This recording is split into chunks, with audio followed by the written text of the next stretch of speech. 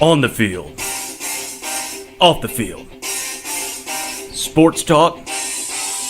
Entertainment and more. This is Sauce on the Side.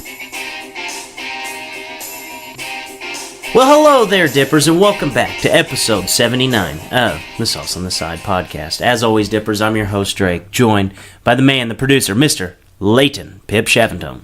Drake, last week I brought you a mind-blowing fact about Derek Jeter. Oh, I'm ready for it. What do we got? A-Rod stats Are this you ready week? to be mind-fucked? Yes, always. The tallest person in the world, at one point in time, had been the height of every other person to ever live. Whoa. It was very obvious, but you never thought that until now, have you? Oh, wow. So what you're saying is that I have the opportunity... Dude, I might be playing D1 basketball by this time next year. It's still possible. You're not dead yet. You know, I've always said that I would be a Division I basketball player if I was 7 foot tall. Well, yeah, you're saying... If I carried over the athleticism, and how bad of a basketball player am I? You're Rank me 0 to 10 as like 0, not even being able to jog down the court, and then not even be able to get up. We'll just go 0, not even be able to get up. Like you cannot stand up. No. To 10, like LeBron James. Oh man, then you might see a paraplegic with LeBron James. Like 4? You think I'm that high? 3? I don't know. Like, what number is like... I feel like to play Okay, in the NBA, okay. NBA player would be like... What number? 8, What number? 9. What number is a JV basketball player in high school? Oh, shit. I didn't think that far. Probably 4. You're 3. You don't think I can make a JV team? You would make it. Not be best player I would on the be a team. star. I'd be a star on no, JV you would basketball. not. You would just Drake. If you're 3, you're good. Be gritty as hell. That's what I'm saying. Now, okay, let's say if I'm... So, guys, just put that into perspective. Leighton ranked me a solid 3. So, I guess on like an A to F spectrum, I'd be like a D basketball player. Maybe C-. We'll go C-, D+. This skill is all fucked up. You said LeBron James is a 10. Well, what else would he be? I don't know. You could have made it like a skill for the show, like... No. Zero dude, we're and going triple. 0 to all the way to the top. Now, do you think I'd be an NBA basketball player? Or not NBA, Division I basketball player if I was 7 foot? Yeah, because you'd just be a poor man Steve Adams. Like a broke-ass Steve Adams. Yes. Dude, I would be posting Boogie Cousins stat lines from this past week, like, all season. Like, 6, I think it was 15 minutes, 6 fouls. I can do that. I can do that in every single basketball game. I mean, I probably couldn't get the points. I probably couldn't get the rebounds or the assists. But 15 minutes, 6 fouls, I got you. Anybody can do that. Not a 0. No, not a 0. Oh, Zero well. cannot, because 0 can end the game. That's true.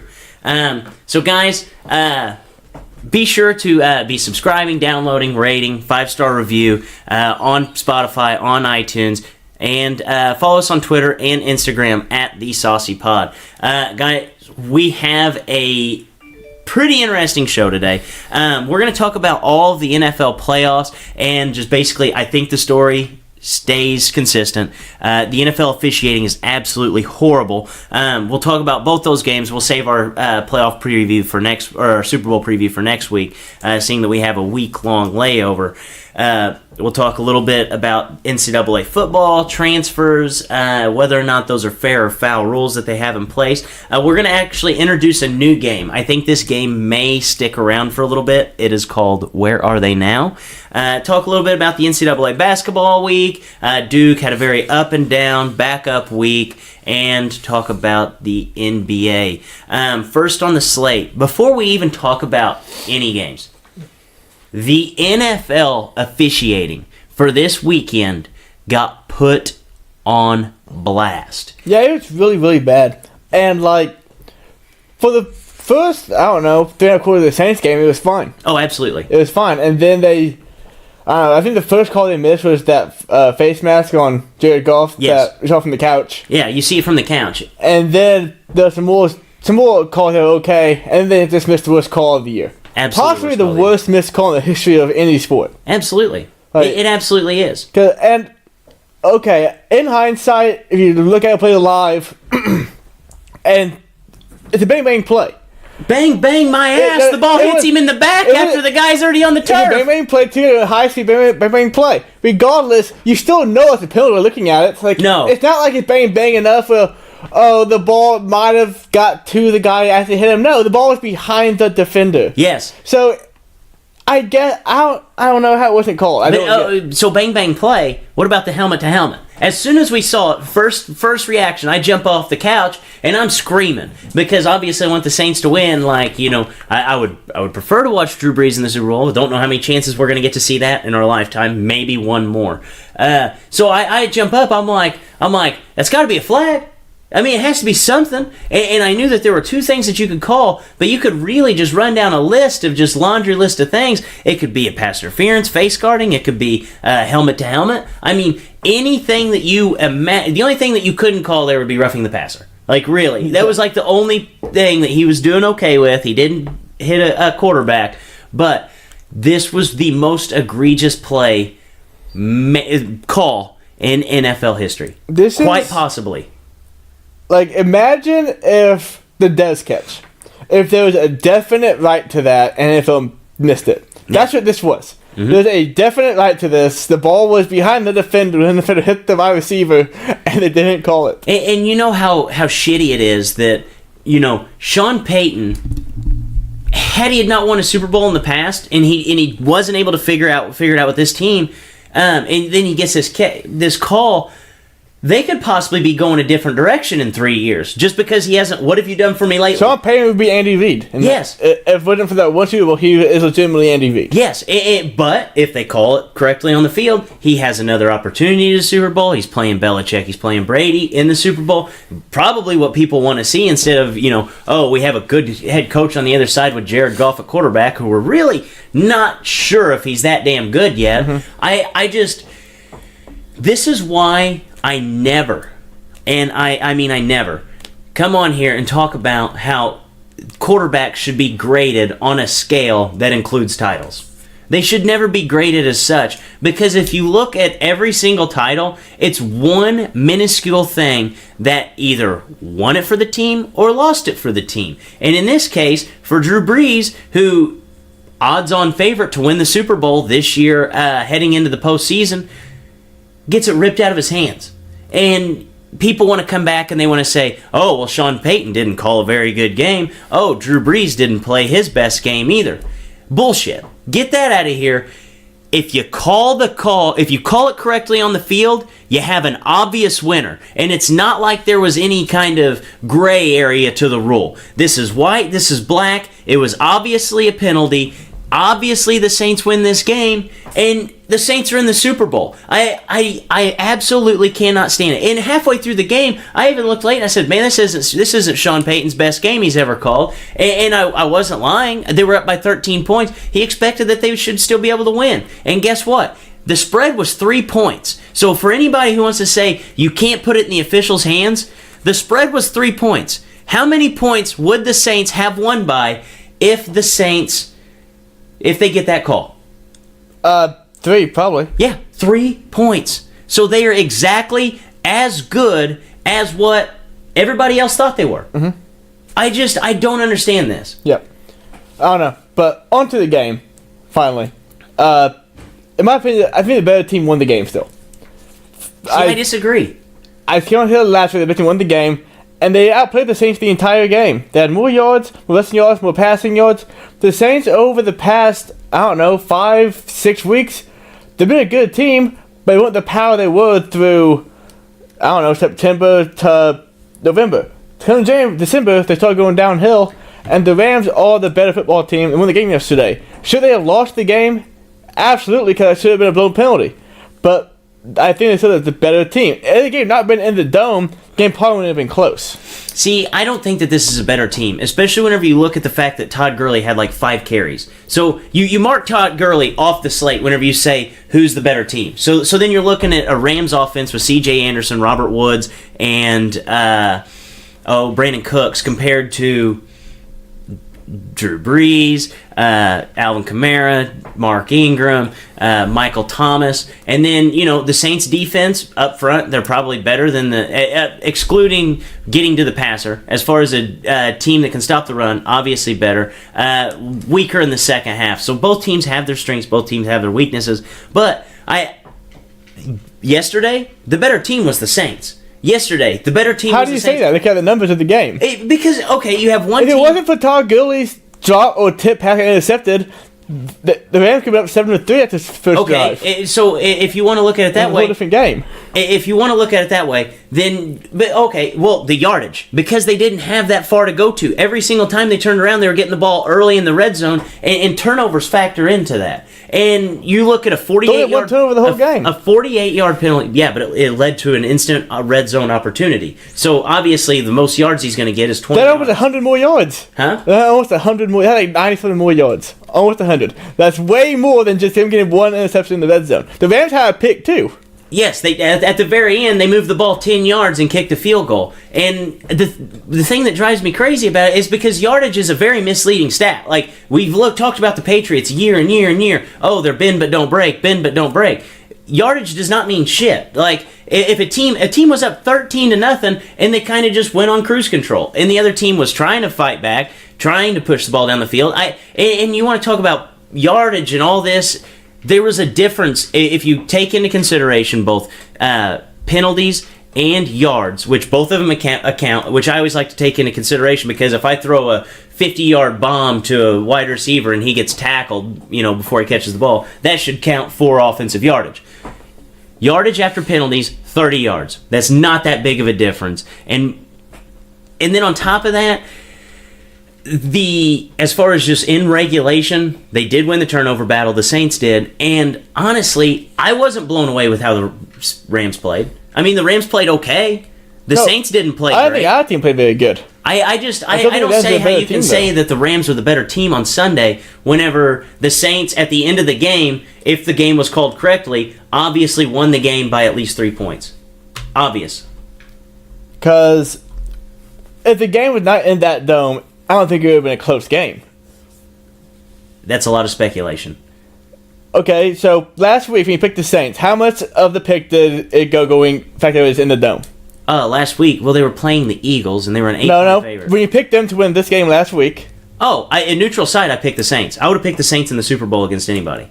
Really? Absolutely. I think they're the best team in football. They can stop the run. And They haven't been the same team since December started. Drew Brees in his last 4 games or 5 games has 7 touchdowns, 5 picks. He's not the same guy. They can't put one on the field anymore. yeah, but it's not like they had a complete just fall apart. Like the last week of the season, they sat every single one of their players. Last week, they still were able to win despite going down 14-0. And then this week, they were up 13-0 on the Rams, who, you're saying is probably the best team in football, and they kind of got hosed on a call. So I understand that they weren't this huge firepower offense, but they were still damn good. They were still the best team in the NFL. They were still good. They were still the Rams the a best better team. team. I don't necessarily agree with that, especially how the Rams closed the season. You're acting like the Rams closed the season on fire. They got absolutely demolished by the Bears, absolutely demolished by the Eagles, and then they bounced back by giving up 38 points to the 49ers. So I don't understand where that's coming from. I understand. There are... So over the past, I don't know how many weeks I've said now, 5 or 6 weeks, you cannot look at the Saints and say they're the best team in football. Yeah. Because they finished the season 12-4. You came on the show a month ago and said the Colts are the best team in football. Yeah, well... You can't say that and then say, well, it's the Saints now because the Colts lost in the wild card game. Yes, the Saints... Okay, we are down to 4 teams. Now, if the Colts had won the previous week and advanced to that point, yeah, I would have still said that the Colts were the best team in football because statistically and record-wise, they were. End of story. Okay. Because now the Saints won, right? And the Colts are no longer in football because there's only 4 teams. Okay.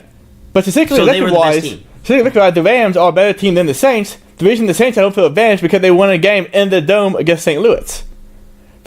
And Stats-wise, the Rams are a better team. They're better defense and offense. so they'd already beat them head-to-head. Yes, in the Dome. I'm saying Saints. if they're not barely being in the Dome. I said after that game, if that game was in LA, the Rams would won that game. I'm saying this game, if it was not in the Dome, it would have been close. I don't know. I completely disagree with that. I think it was pretty obvious all football season that they were the best team in the NFL. Except for a month ago when you said the Colts were. then we just they were 10-1 in their last 11. They were hot. They were hot. They were hot as hell. And their quarterback. But we're never saying the Texans were the best team in football. And they went 9-0. Well, going into the postseason, I thought that the Colts were the best. But as far as whenever you take the season in totality, I think that the Saints were the best team from start to finish. The Saints did not start off 1-5. The Colts did. Whenever they came into the postseason, I picked the Colts because the Colts were playing football like the best team. I didn't think the Saints would be able to last. I understand, and I even picked against them in the Superdome. I thought that they would drop a game before they got to the championship, but I thought it would be in a different fashion. I don't know. I guess we'll have to agree to disagree, but I think that the Saints, I don't know how you don't agree with that. The Saints were far and away the best team in the NFL all season, and the record proves it. The record proves it. But anyways, so you think the better team did win? Yes. Okay. All right, so we'll go ahead and go to the Patriots and the Chiefs. I'm sure Leighton's going to have different feelings about this one. I thought this was the same thing. I thought that there was terrible calls from start to finish. Obviously, it came down to the fact that you have to flip a coin which team's going to get first possession. Neither team had stopped either team in the whole entire fourth quarter. What do you think about this game? So right off the top, the Chiefs are such a better team than the Patriots. How? My God, they're more talented. They lost. If Andy Reid would not outcoach so badly in the first half of that game, they would have won the game. They got shut out because Belichick saying they said we're going to shut down Tyreek Hill, shut down Travis Kelce. It took 2.5 quarters for them to figure out Damian Williams, is that his name? Yes. Was going to be the guy who's going to score touchdowns for him. Well, it's been that way for the last 4 weeks for this team since they had to get rid of Kareem Hunt. Then they got coached even worse than that. Because there's no way the Chiefs have never been shut out in the history of Andy Reid in the first half. Ever. Not even with Alex Smith. Ever. No, I just... the first half was just basically just vintage Bill Belichick. If you look at how Bill Belichick's coached over the last, since he's basically become the head coach of the Patriots, he's had these kind of halves of football every single time that they've been able to win a Super Bowl. And I'm just going to run through all the Super Bowls that Bill Belichick has won with the Patriots, and you tell me what you notice here. Obviously, Tom Brady was on the team for every single one. And I wasn't going to get to this until later, but you brought up the one half of football that the Chiefs got absolutely demolished. Atlanta did not score for the last 27 minutes of the game. 44 total yards. Longest drive of the last four drives was 6 plays. Obviously, Patriots, similar situation, won a coin flip, win in overtime. Whenever they played the Eagles, back whenever they had won the Super Bowl previously, they picked Donovan McNabb off 3 times, sacked him 4 times. They also recovered a fumble. Patriots won by 3. Seattle, 1 first down in the last 20 minutes of football until their last drive, which ended in an interception. So they'd completely shut down the Seattle defense for 20 minutes of the game. And then back whenever they played Greatest Show on Turf, this was 2 games after the Tuck Rule, Tom Brady threw for a whopping 145 yards and a score, 5 yards per attempt. Patriots defense held the Greatest Show on Turf to 3 points in their first 9 drives. Through the first 3 quarters, the Greatest Show on Turf, 3 points, 3 turnovers, 3 quarters. And then the Carolina Panthers. That season, basically, it was just the Bill Belichick show in the playoffs. Held Eddie George to 55 total yards of offense. If you know anything about Eddie George, he was an absolute monster. Picked off Peyton Manning 4 times, and then they did not allow a point to the Panthers until the 2-minute warning of the first half. Every single time they win a Super Bowl, he's done shit like this. And it makes me feel like he's going to win another Super Bowl because he's already done shit like this against the best offense in football. And not paying Nick Foles. That's true. And Jared Goff cannot do what Nick Foles did last year. Nobody other than Nick Foles who won that game last year. No, Nick I Foles agree. played a perfect... People write movies about how good Nick Foles played. Yes, and you think about, like there are guys that aren't that good at football that can get hot as hell. Yep. And I just don't think Jared Goff's that guy. Like, he got hot as hell for like one game, and it was against the Vikings, and it was on a Thursday in LA. So obviously they're going to have the upper hand there. We talked about it all season. I just don't know what to make about this game, because if you look at the first half, okay, so the second half, it seemed like they started actually calling pass interference calls on the Patriots, and like the whole first half, they kept talking about how, oh, look at this physicality. Look at this physicality. It's football in 2019. It's not physicality at the line of scrimmage with wide receivers anymore. It's holding and it's pass interference. Yeah. Like, you can't call something one way all season. It's kind of like the James Harden effect in the playoffs. You can't call hand checking all regular season, and then all of a sudden James Harden sucks once we get to the postseason because we stop calling hand checking. Like, call the games 82 times out of the year, call them 7 games set in the postseason. That's the same thing that the NFL should do for football, because and then they started calling holding on the Patriots. They started to have to play a little bit more lax, and then boom, what do we have? An offensive explosion by the Chiefs, and they ended up scoring 31 points in the second half of football. And if it wasn't for D Ford lining up in the neutral zone, Brady throws 3 interceptions this game. We're talking about how he's washed up and how the Chiefs have basically taken the torch. Well, Tom Brady might be a little washed up.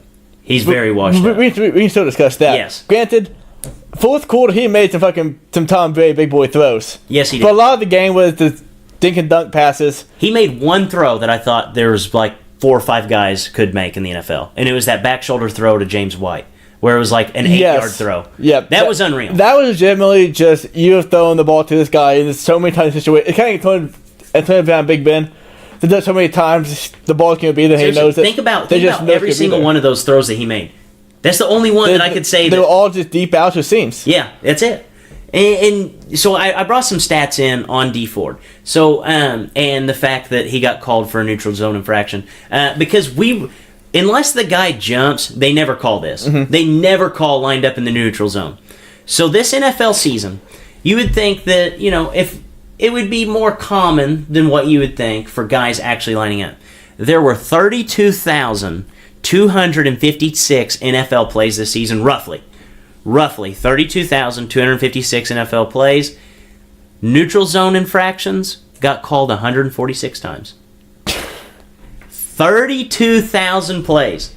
They got called 146 times. And you'd think that that'd be something that'd be pretty damn common. Accidentally lining up with your head over the ball. He was offside by about 9 inches. And you we didn't see it all the time. Yeah. Like, you see it and then it gets called. You see it.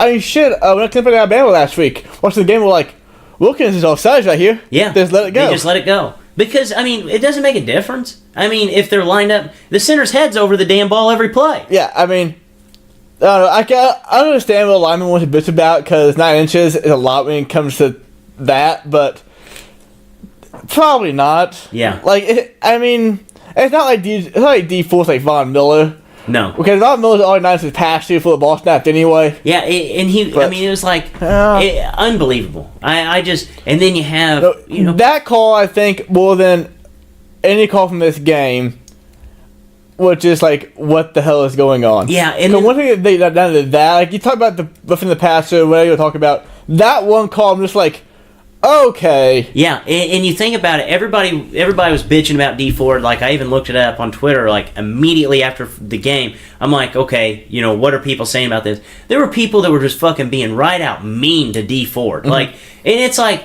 do you understand that he's played a ton of snaps this season, and he's done that every single game, probably 5 or 6 times, and never gotten called for it?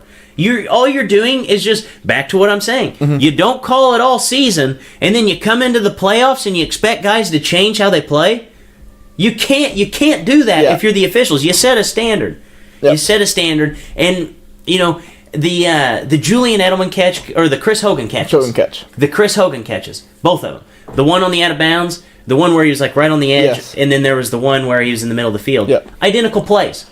I heard this today. I can't remember who it was. I don't know. One looked cooler than the other. That was it. The ball, I think he was saying the referee thought he had it pinned to his shoulder pad, and the ball never moved when it hit the ground. The ball moved both times. The ball, and it was clear. There was one angle, they only showed it one time on Fox. It was from the Patriots sideline. He's dead into the field. You can see the ball skim the ground and move.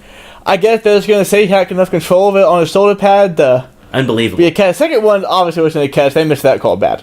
Yeah, and you think about it, like, how pissed off is Des Bryant? You talked about it earlier. How pissed off Des Bryant? Like, he sees that call to catch, and then, like, his catch, run 5 yards, dive for the end zone. Do you Was that a catch? better than Des Bryant? Who? Jerry Jones. Because they probably won that year. They- They had a big Super Bowl that year. They had a very good team. Well, they had basically the same team they have now, but with a better quarterback and an actual number They one could have wide beat receiver. Seattle and then gone to Super Bowl. Yeah. Wow. Yeah. That sucks, obviously, but yeah. I mean, you look at every single play that was questionable in this game. You had the drive extending play in the fourth quarter, roughing the passer on Tom Brady. Mm-hmm. He never got hit in the head. Like, the guy skimmed his face mask Yep, with his glove. Yep, I can see where the angle make you want to call the play, but you can't not. I understand that the different back judges, but you gotta be consistent. Yeah. You can't not call him Mahomes and then call him Brady. I understand different back judges for his team, but still. And then Gotta call that. you had the Julian Edelman play where we think it looks like it does not touch him. Look at yes. But by common sense and just thinking of just like watching the ball, you think it touched him. Yep. And if it got called on the field one way, okay, let me ask you this. If they called that Julian Edelman did not touch the ball on the field, do you think they'd have came out and said that the play stands or that the play is confirmed? Do it say the play is confirmed. Had to touch it. No. They should have just stuck with it on the field. Absolutely. You can't confirm either way. Absolutely. Because an angle for it. I truly believe he didn't touch the ball because it looked like it, and the way he reacted as soon as it got No, past him. his reaction was it, but you can't base it off of a Yeah, player's no. reaction. But sitting here, I am like very confident that he didn't touch the ball. But But you don't know that. you should have gone with it on the field. Yeah, and even Tony Romo's up in the booth. He said, oh man, this, we still don't know if he touched it or not. Well, if you don't know, you probably need to You stick. probably just need to let's say he touched it. Indisputable video evidence is what we're going for here, and we are way on left field Yeah. out of that one. I thought it was pretty bad. And every single misfortune went into the favor of the Patriots, and I think that people are kind of sick of that shit in the NFL. Like, I'm almost to the point where it's almost going to be a good thing whenever Tom Brady retires, because then people have already said that they're not going to watch the Super Bowl. Oh, granted, they're going to watch it like everybody watches the Super Bowl. You gotta watch the Super Yes. Bowl. Like, you didn't watch anything all year. You watched the Super Bowl. Yes, but I think that there's some obvious fatigue, and it's different than the fatigue that we've had with LeBron. Like, the fatigue with LeBron, people can watch it, and people know he's the best, and people can definitively say, like, all right, yeah, he deserves to be here every year. But with Brady, there's a lot of shit that goes into him winning. It is. A And lot of shit. Wait, it seems like every name time. Name LeBron's Spygate. The decision, maybe. But This- that's not cheating. That's not cheating. No, that's just a bad PR move. Yes. Name LeBron's Deflategate. He drank wine on the bench this year. Name, I don't even know. I mean, name LeBron's tuck rule. I mean, when have they ever came out and made a rule for LeBron James? The hitting below the knees that everybody hates, that's Tom Brady. towards ACL. Because a lot of the people that don't like Tom Brady are the same people that don't like LeBron James, me. But it's pretty consistent. If you don't like Tom Brady, you usually don't like LeBron James. You just probably hit Alabama in that sense. Yes, and there's a difference. There's definitely a difference. Like LeBron, I can watch LeBron get into the finals every single year, but with Tom Brady, there's a lot of shit involved, and nobody really wants to pay attention to that shit. And I for one, whenever they won, it's just like just more of the same. And I'm really not looking forward to this. I think this is the worst possible Super Bowl that we could have gotten out of the 4 teams. The 4 teams, yeah. I have 4 teams. I think it is. Yep. Whenever you look at both sides. And Now, if we got like Rams and yeah. Chiefs, that's still It's- good. yeah. If we got Patriots, Saints, there's a narrative I can draw that's still good. Now we're getting Bill Belichick. We're going to hear about We're going to hear about how we have the best coach ever and the hot coach ever going at it. And then everybody is going to end. Everybody's going to be like, wow, that might happen again next year. It's kind of like the Cowboys and Warriors. 3-peat. Oh, wait. It's going to happen again next year, too. It's got 4. And the thing that I want to point out with this, everybody's out there just trying to hire the Tom or the Sean McVay coaching tree guy. Yeah, beat this 8, get a job. Yeah, if Bill Belichick beats him, are we just going to go right back to the thing where everybody just wants to hire Bill Belichick guys? For a little bit, yeah. I mean, everybody's been filled right now. Probably the coordinators be old guys again. Yeah, yeah. Marvin Lewis will get a job. Yeah, Marvin Lewis. He'll be back on it. But I think a lot of people, what rubbed him the wrong way this week, and actually I'd seen a tweet that kind of wrapped it all up. This was like Mookie Betts hitting a home run in the top of the 10th and Aaron Judge being the first guy up next inning and not even getting an at-bat. Do you think that there's any way that you can fix the NFL or the NFL overtime? Yeah. Both teams get the ball. No matter what. No matter what. If the team score a touchdown, then the team gets one drive to score, and they score a touchdown, then it's sudden death.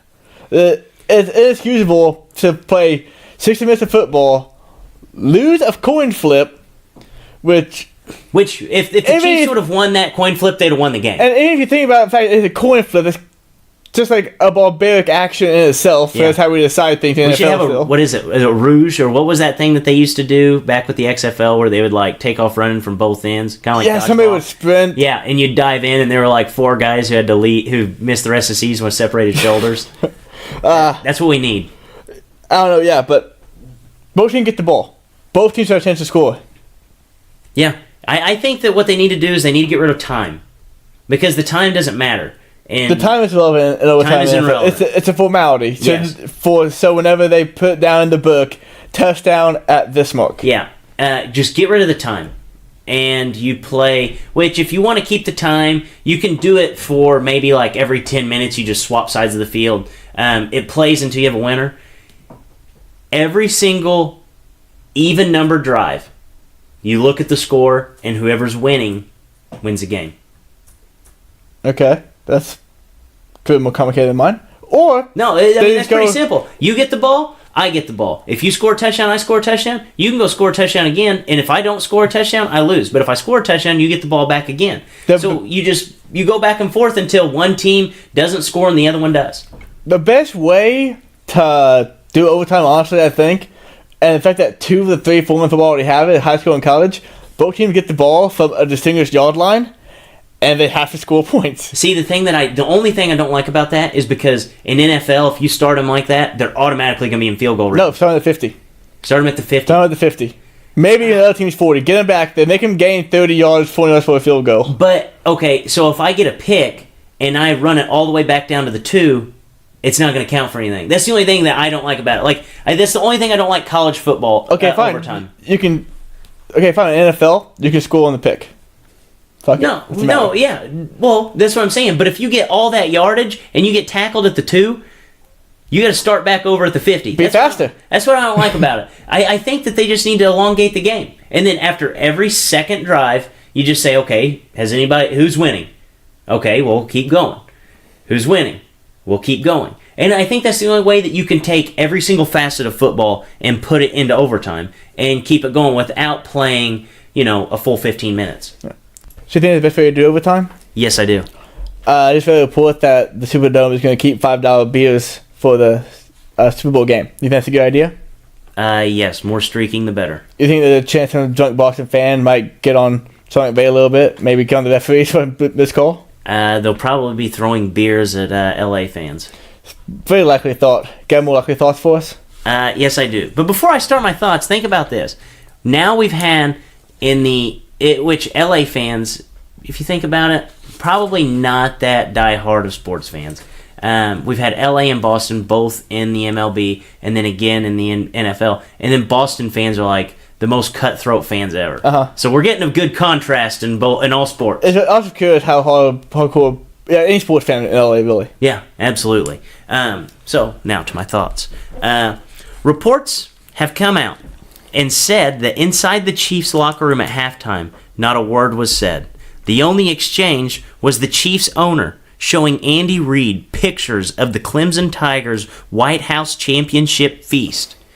And that, my friends, is how you score 31 points on Bill Belichick's Patriots in one half. If I was an NFL GM, I would hire Tony Romo to sit in my booth with a hot mic to my middle linebacker. And in the offseason, we would never leave Vegas. And that, my friends, is money well spent. I don't know what's more irrelevant NFL news, other than the fact that teams are interested in Kareem Hunt or Paxton Lynch signed with the Seahawks. After this week, my clown power rankings have changed. My number 1 is Pennywise. My number 2 is Bozo. And my new number 3, Kyrie Irving. Greg Hardy, the man who couldn't stop himself from beating the hell out of his girlfriend. MMA fights have 3 rules, and you manage to get disqualified and lose. Golden State Warriors, everything looks beautiful. They now have the number 1 seed in the West. They are all getting along, but now, Boogie comes back. The rest of the West, just sit back and wait. John Morant, Russell Westbrook with a conscience. Carmelo Anthony, since July 24th, 4 teams, 10 games. And there's a new book out this week. It's titled Spygate 2, Decoding the Machine McVay. And it was co-written by Tom Brady and Bill Belichick. And those have been my thoughts. So, Leighton, let's go ahead and talk about kind of a pretty hot topic right now. It seems like every single football season, I think actually they tracked it back to like 2012 or 2011, that one of the top 2 quarterbacks in every single draft class have transferred. Actually, we have a number of guys that have transferred this year, a lot of high-level talent that will actually be able to play next season. You have Jalen Hurts transferring to Oklahoma. Austin Kendall, he's the guy who is, if you ever seen the picture of 3 quarterbacks together, it's Kyler Murray, Baker Mayfield, and some guy you don't know in the middle. Well, he's the some guy you don't know in the middle. He's the backup to both of those. Kelly, he's going to West Virginia. Kelly Bryant heading to Mizzou. Jacob Eason going to Washington. And then we have Brandon Wimbush actually going to UCF. Leighton, out of these guys that are transferring teams, which if you look at it, you can make the argument that any of these guys are probably, top 20, top 30 quarterbacks in the nation. Which spot do you like for these transfers to go to? So I just want to hit on 2 or 3 of them real quick. The one I'm most curious to see is Jalen Hurts going to Oklahoma. Hell yes. Because this is like the test for Lincoln Riley. Oh, yeah. We saw what Hurts could not do as a quarterback. Throw the ball, really run a dynamic, high-passing offense.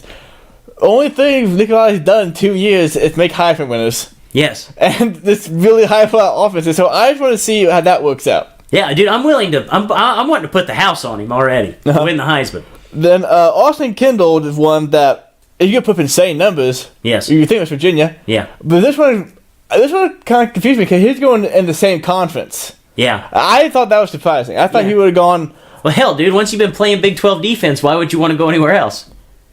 It's a good point. Yeah. Why, you know all the schemes, you know what's going to happen. Yeah. Huge numbers. Kelly Bryant to Mizzou. I don't think Mizzou be that great still. Kelly Bryant's a very good quarterback in college, but how far can he take Mizzou's program, really? No, if Drew Lock couldn't win games with this team, I don't think Kelly Bryant's going to do that.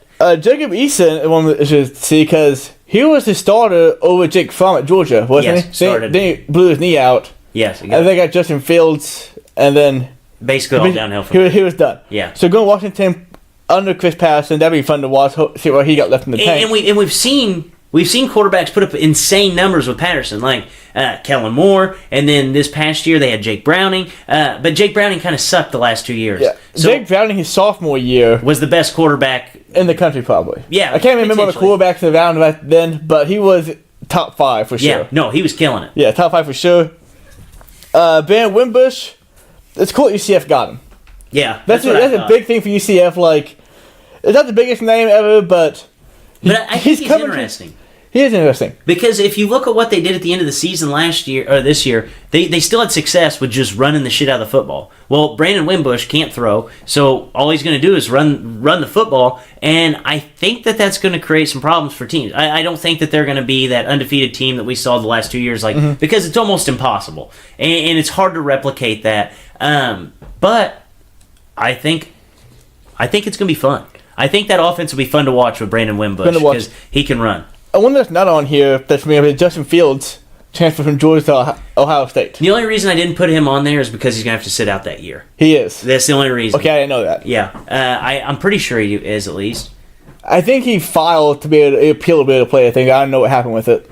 Yeah, I'm not sure because I know he played in the SEC championship game, which, I thought you had to declare like 4 weeks Maybe. in whether or not you could play. Conspiracy. Urban Meyer's taking a year off for health. He just wants to relax. Justin Fields comes in and he can play, and then Justin he'll be Fields right is going back. to put up insane numbers like every quarterback who ever played for Urban Meyer does. Yeah, well, he just didn't have a quarterback, so he was waiting a year. And Kind of like at Florida, shit started going nuts. He got sick. yeah, dude, his illness is the strangest thing I've ever seen in my life, dude. Like, when they're winning, like he's on the back of all of his players. They have him lifted in the air. Whenever they're losing, he's like faking a heart attack on the sidelines. Like, have you seen him whenever they're losing games? Like, he's like on all fours, crawling down the sidelines at some points. Like, he's the best loser I've ever seen in my I life. love Urban Meyer. Yeah. I people can say what they want about him. I love Urban Meyer. I understand why people don't like him, I guess. If I were a Big Ten football fan, like of a team that Ohio State, I'd probably hate Urban Meyer, but Yeah. not. He's Football guy, like- He's good entertainment. Yes. That's what I'll put him at. You think he's done coaching? Hell no. I think he's actually done this time. No way. This time was different. Last time Florida made a big press conference and made a big deal about He's it. not even 60. He's not done. He's gonna I get. can see. Okay, you know what? In like 5 or 6 years, I can see him coming back. But He's got to let this whole thing blow over. yeah, for a while I think he's done. For a while. No, but as far as guys that I'm excited to see, obviously Jalen Hurts. I think he's got to be everybody's number one. Number two, I would say Jacob Eason, because how Washington's been over the past few years, like they can legitimately be a title contender. Now, I think say that Eason was with a a top grain of salt. prospect in his class. Eason, I think he was. Top QB. Yeah, QB, because there was a couple of them. But I think he's an interesting one just because Washington has been such a good team over the past couple of years, and he is a legitimately good quarterback. You can make the argument he's the best quarterback on this list. And then Brandon Wimbush, I just want to see how that offense is going to be without Mackenzie Martin and with Brandon Wimbush. I want to see how they're able to keep the ball rolling and how they're able to basically just change the whole entire offense on the head and see if they can still be that powerhouse that they were the last few years.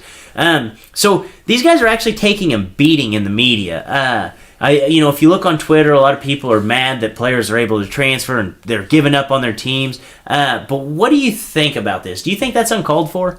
Before I answer, yes, Eason was a top pocket quarterback. He was the top one? Yes, Yeah, in the I past. thought he was. As far as transferring, I think it's fine to transfer. Oh, yeah. I mean, when it comes to them having to sit out a year before transferring, I think that should be up to an appeal process. Because let's say, like with Ed Oliver, top 5 guy goes to Houston. Let's say he never got to Houston and then Tom Herman went to Texas. Or sophomore year, couldn't go pro yet. I think he should have the right to transfer because the coach he wanted to play for isn't there anymore. Oh, absolutely. Now, Justin Fields, he went to Georgia knowing they already had Jake Fromm, knowing they had Jacob Eason, who Jake Eason good is right now. But they had Jake Fromm. I think when it comes to him, he should have sat out a year because he was his own fault at that one. So I think the appeal process is the right way to go for it. Yeah, I think that I understand why these guys are doing it. Like, if you think about Jalen Hurts, like you saw in the title game, he didn't get any playing time, and you have to go. You have to go because you want to get playing time. You want to see if you can develop as a quarterback. It's the best move for you. So go ahead and go. Austin Kendall. Well, you just had a better quarterback come into the room. This guy's better than you, so you just lost out. So smart move. Go ahead and go. And he might not even, I'm sorry to lift you, but Hurts might not even be better. Yeah, but he's going to play. He's going to be the guy. Yes, he's going to be the guy. I mean, he was like 26-2 as a starting quarterback. Yeah. He's going to be the guy. And then you look at Kelly Bryant. What's he going to do? Red shirt for 4 years, wait for Trevor Lawrence to be gone, and then come back? It doesn't work like that. He wants to see if he can develop like a professional NFL quarterback. Well, Mizzou happens to pump out NFL quarterbacks. They're mostly backups, but they're NFL quarterbacks, so might as well go. Jacob Eason. He's not going to have a starting job ever again at Georgia. Might as well go to a national powerhouse contender that you can play at. Good for him. And then you look at Brandon Wimbush. Obviously, he's not going to be playing over Ian Book. The guy took him to the semifinals this year, somewhere they've never been before since they started this new playoff. So he's not going to be playing. Why in the hell do you want to go to a school and basically you're in a farm system, right? Yeah. You're in a farm system. So why in the hell are you going to go play on a farm team that's going to pay you the exact same money that's not going to develop you? Why would you do that? Yeah, no, I don't. I'm fine for a transfer. Oh, absolutely. Well, I don't even think they should have to wait a year. If you think about it, how about the coach that went and said the guy who went from, I cannot remember his name for the life of me. He was a coordinator of some sort with Miami. Got the head coaching job at Temple. Came on, gave his rah-rah speech, signed like 10 players, and then as soon as who's the head coach for Miami from last year? Mark Rick? Yeah, yep. He retires, so then they offer the head coaching job to the guy who just went to Temple for 10 days. Just signed all these recruits. They give it to him. He comes back to Miami after he'd signed all these recruits. Yep. How come he doesn't have to sit out a year? Yep. And people talk that real quick. People who say he did him dirty. Cliff Kiefer got fired from USC. Didn't play for one game. Yeah. Did not get to do anything. He got fired. Yeah. Well, he left. He left because they would not allow him to interview for other jobs. They told him, we're either going to fire you or we're blocking you from the interview. And he said, well, fire me then. But like they were holding him hostage. Yeah, like they didn't want to let him go do what he wants to do. Yeah. These programs are insane. And I think that, if you commit to coach somewhere, which if you're going to hold the players accountable, you have to pay the millionaires accountable, aka the coaches. So whenever a coach says that he's going to coach at a university, say he signs a contract for 4 years, he should have to play. He should have to serve out that 1 year before he goes and coaches anywhere else. Yeah. The people that think that the problem are people that still think that every college athlete is there for education. Absolutely. The worst thing that could happen to those people's argument, whatever, was the fact that this year the term transfer portal got brought in the light. I love that. So now oh wait, you mean kind of like a player pool in baseball? Where you have all this money to sign international players? Yes. So something like that? Free agency. That's what this is. It's something like that?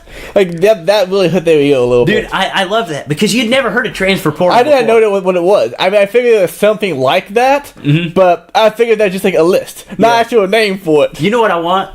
I want them to bring back NCAA 2020, and I'll be playing the game, and I can get on there. And you know how like you have the free agent list on Madden? I can get on the transfer portal list and just start signing guys. Oh, yes. Like offering guys books, offering guys T-shirts. Guarantee you playing times with 4 different quarterbacks. They all sign. Yeah, get them all. Just king's ransom. But yeah, I think that's funny that you mentioned that with the transfer portal because nobody had heard about it. This year, they're using the hell out of it, and I like it. And forever now. Yeah. Oh, it's here. It's here. I The can't transfer wait portal till time is like here. ESPN, Fox Sports, CBS. I mean, someone's gonna have an article week 6, 7 next year and go players that could enter the transfer portal following the season. Oh, It's yeah. like yes, let's just totally throw everything amateur about this out the window. Yes. And like who can be a different team next year? Yes, I love it. And actually, you know what's funny is I was trying to see if there were like any other big name guys because these were the only guys that I could think of. So I get online and I'm looking, and there was actually a thing that had list of players who have committed to in the transfer portal, and I'm like, that is awesome. Yeah. That is awesome. Welcome to 2019, baby. Yeah. The year of the transfer portal. I wonder if The portal. What is a portal? that's what I was thinking. Like, why are they called a portal? I don't know. Because A portal I think of like a is teleportation device. Something that takes you one place to another. Yeah. Instantaneously. So they should be able to play They instantaneously. do. Okay, perfect. Yep. I love this. It isn't a wormhole. No, This is a portal. this is a portal. It's not a wormhole. It'll take you straight from Alabama to Oklahoma. There's no flashing lights. No, You don't do a thing of that crap. It isn't 2021 Space Odyssey. I love it. I love it. So we're actually going to do instead of darts, Leighton and I, whenever we only have a 2-man show, we don't necessarily like to play darts because, we need 3 opinions, yada yada. Plus, we can switch it up once in a while. I invented a new game. It's going to be called Where Are They Now? So I was watching television this last week, and I saw two guys that I was like, oh shit, I haven't heard of them in a while. And it told me what they were doing. Both the guys had something in common, so I was like, okay, I'm going to create a game. So these guys all have something in common. This week we're going to do lefty quarterbacks. So I have a list of 5 lefty quarterbacks, and Layton C. I want you to tell me where they are now. Okay. And obviously Layton doesn't have the notes. Layton doesn't know who these guys are. It's just kind of a fun game. And whenever I tell you guys, sometimes you're going to be blown away. So first on the list, I'm going to give you a layup, get you eased into the game. Okay. Tim Tebow. He is in a AA Mets organization. Yes. And he is going to marry that Miss Universe girl. yes, college football analyst as well. Yes, he does that still. Do you know what team he plays for? The Mets. Yeah, but the team, the affiliate Oh, the that he was affiliate? on this year. The AA. I don't know what they're called. No. The Binghamton Rumble Ponies. Why that not the name of the Mets? Good question, dude. The New York Rumble Ponies, like, that would be awesome. They're better than the Yankees. Yeah, way better than the Yankees. Buster only believes that Tebow will play in Major Leagues this year. Does he really? Yep. We sent a podcast the other day. Why? He thinks that's just a They've way been, like, trying to get better. because Tim Tebow's old agent is now the GM of the Mets. Oh, wow. Yep, that's a big thing. Dude, I cannot wait to watch him face, like, good pitching. Do you remember last year whenever he was playing in spring training and, like, they were zapping, like, 98 at him with movement, and he was just, like, stuck in the sand?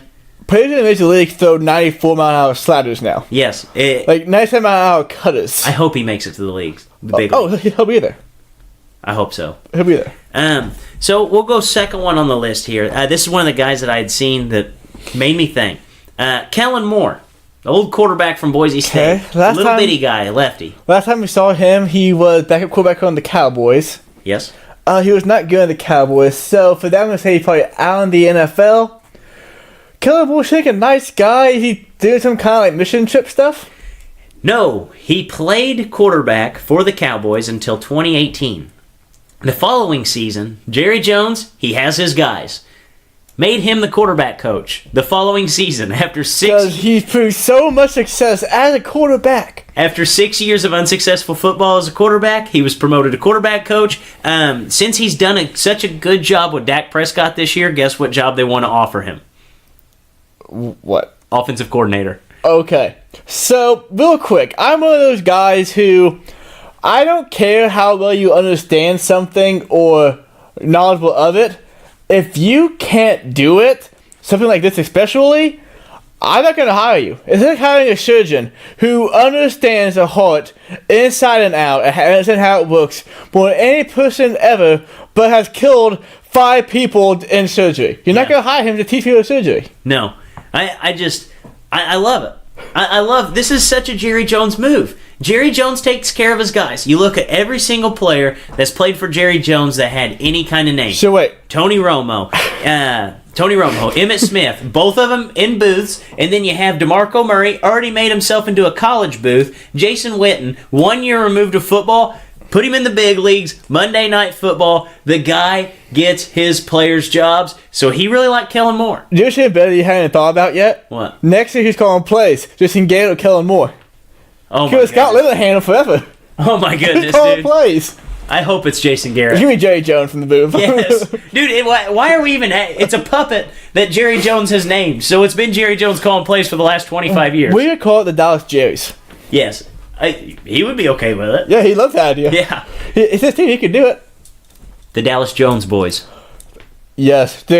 All they got to do is put Jerry's head in the middle of the stall for that one. Yeah. I love Very it. easy to rebrand. I love it. Easy rebrand. Seamless. So, Kellen Moore. That's interesting. He's the favorite. He has not been named offense coordinator. They said that there's a great possibility, though. I expect it to happen, just because it's such a Jerry move. Michael Vick. Michael Vick. Okay. Michael Vick. So, went to jump a dogfight and came back with the Eagles for that 1 year, made a Pro Bowl, maybe that year, I'm not sure. Had a 62-point fantasy game that season, I know that. Yeah, I remember whenever, what's that? Matthew Berry told you to take him number 1 in all your fantasy drafts. Yeah. So, Michael Vick, I'm going to go, he an analyst for somebody? He is the offensive coordinator for the Atlanta Legends of the Alliance of American Football. You know Starts February 9th. Yes, starts February 9th. We heard that about 15 times yesterday. He did. Quarterback of that team, Aaron Murray. Dude, Aaron Murray was the best quarterback coming in his draft for the NFL. He never got a chance. Never got a He chance. couldn't get past Alex Smith. Yeah, we'll see how he pans out under the tutelage of Michael Vick. Probably great. Pure pocket passer Aaron Murray going to be playing under the pure pocket passer Michael Vick. Aaron Murray can move a little bit. Huh? Aaron Murray can move a little bit, Georgia. I'm pretty sure he had like 2 knee surgeries. Okay, well, it doesn't mean... Okay, next. Next. All right, this might be everybody's favorite lefty. It is the hefty lefty, Jared Lorenzen. He was the quarterback. He's the fat guy from Giants. Yes, from the Giants. Won a Super Bowl. He played at Kentucky, probably like the last good quarterback to come from Kentucky. Where's he at? He has to be a used car salesman. Has to be a used car salesman. He looks like a used car salesman, but he's not. So, based off his Wikipedia page, as of July 28th, dude, used car salesman. If you don't know who Jared Lorenzen is, just stop, Google him, and think used car salesman. As of July 28th, 17, he was well over 500 pounds. Actually has a documentary that's supposed to come out, might already be out. It's called the Jared Lorenzen Project, and it's going to be about how he lost over 100 pounds. Okay. So not quite a success story, but he does have something called Throw Boy tees. Throw Boy. It's kind of like Doughboy, but with throwing. They actually have a T-shirt. Really? Yeah, and it's actually a whole company, and it's just basically like Kentucky football, Kentucky basketball stuff. Actually has some cool stuff. There's basically a doughboy with his jersey on throwing a football, which is kind of a cool thing, I thought. Do you think Tom Coughlin knew Eminem missed a start, so he came on the roster as a joke? There's one game I remember. Yeah, I know. One guy, I was just started watching football. I don't know who the guy was. And he was trying to warm it up because I think Eli got hurt or might have done something like that. I'm like, wait, that's the backup quarterback? Yeah. Like, this is real? Emergency quarterback, left guard. You remember that weird year that the Giants had where they would play like one half Eli Manning, one half Kurt Warner?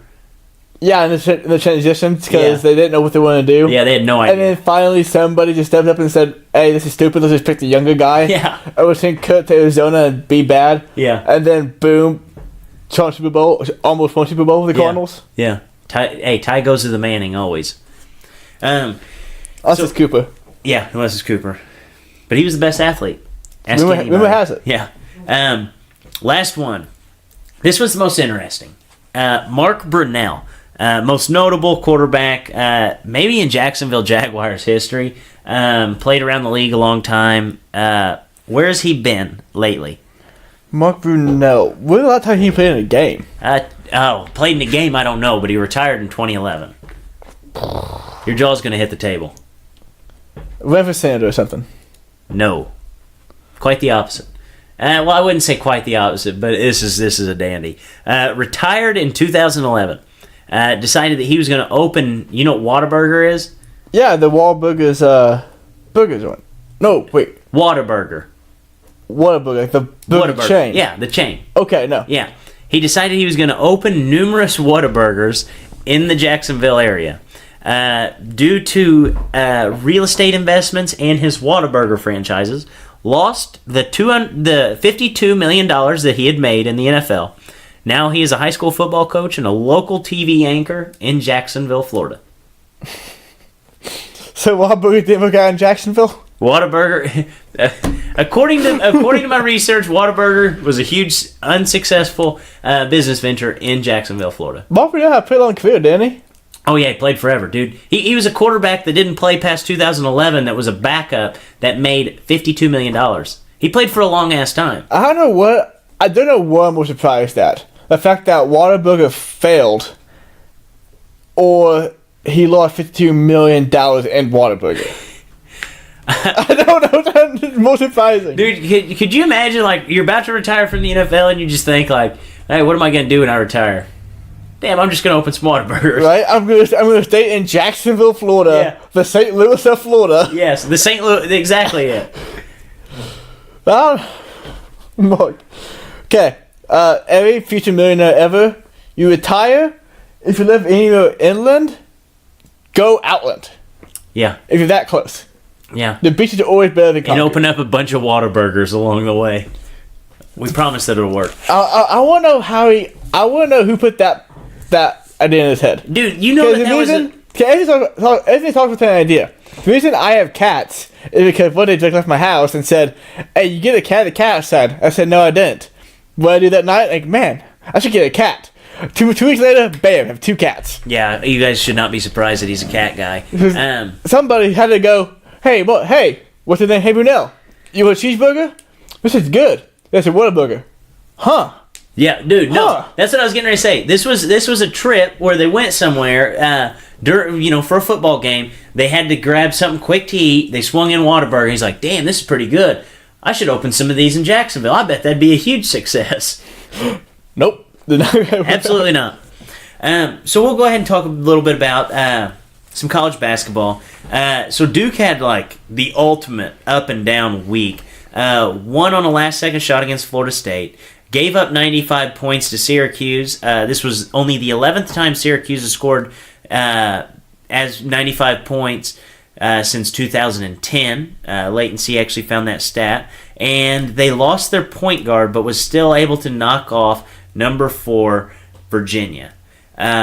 We knew we'd learn a lot about this team once conference basketball tipped off. And now, after that week, what are your thoughts on the Blue Devils? My thought on the Blue Devils is that the assessment made about them like a month ago was pretty spot on. Oh, like, everything we've said spot on. Way too spot on. They a bad defense. They so like game of Florida State. They won both those games because neither team hit a shot. Yeah. Straight up, like their defense is not good, and it makes no sense because they're full of athletes. I know in this game they were down to point guard, but they're athletes. They have to have some kind of range to get after these shooters because they're getting open shots to everybody. Last week or 2 weeks ago, I said Marquette was the 7th best shooting team because they shot the 7th, like 80th most, 30th percentage, whatever it was, 7th best. West Virginia was 7th in percentages outright. The fact that they shot that poorly is a fallacy and won't happen again all season probably. No. Duke got lucky as hell. Duke got lucky Twice. as hell. Twice. 2 times in a week. They should have lost 3 games this Absolutely. week. 3 straight games, should have lost. Yeah, if you look at Florida State, people want to say that, they had to hit that shot against against Florida State. He got himself open. He made that shot. Well, okay. And then they want to say, oh, Zion Williamson was out. Well, whenever Zion came out, the game was either tied or they were down by 1. So that's negated. And then you think about how they got set up for that spot. A guy couldn't get a defensive rebound. He went up, got the ball, dropped the ball went out of bounds. So, in no situation did Florida State think that they had any possibility to lose there because they were up by 2. They were shooting, that Duke was shooting 2 free throws, and there were 5 seconds left on the clock. And just so happens the only thing that cannot happen happened. Florida State not only grabbed the ball and threw it to bounce it off a player, but he bounced it off his own freaking player. So, Duke got lucky as hell there. And then, like Leighton had said, how, they played Virginia, who is a good 3-point shooting team this year, which I think that's by design. I think Tony Bennett's now just doing this whole thing where, we're going to get really, really good at shooting threes because it's the easiest way to create offense, but we're still just going to ball hog on defense. And I dipped into a stat that was pretty eye-opening. So, Duke, 31% shooting the 3-ball this season. Mm-hmm. That's not going to win you a title. No, it's not. Absolutely not. It's not. No, it's just not. Okay, basketball, I don't call it basketball. Some schools do play that way still, but a lot of sports, these people, they're all so athletic. Yeah. Duke actually allows opponents to shoot 30% from the 3-point line while they only shoot 31%. Wait, I'm sorry. What did you say the percentage was? 31%. Okay. Duke. I'll find them. Keep going. So Duke actually shoots 31% from the three, while their opponents shoot 30% from three. That's not a number 2 team in the country. Like, I don't care how you shake it up. I don't care how many times Zion takes the ball to the rack and dunks it. Like, the last time I checked, teams that have dominant big men haven't won in probably the last 5-6 years. So guard play is what it takes in the tournament. We've talked about that time and time again, and I don't think that Duke is. I think they're worse than what I thought they were after this week, because we're always, I think Virginia is a phenomenal team. I think Virginia is like one of the top teams in the country every single year, but Duke had 6 points outside of 3 guys. 6 points. If you take away all 3 of the big guys for Duke, which it's going to be pretty easy to game plan for once you have a whole entire week getting ready for it in the tournament, like you're going to have a week off, you're going to have time to prepare, you're going to have time to just crunch game film, like you know how the regular season is.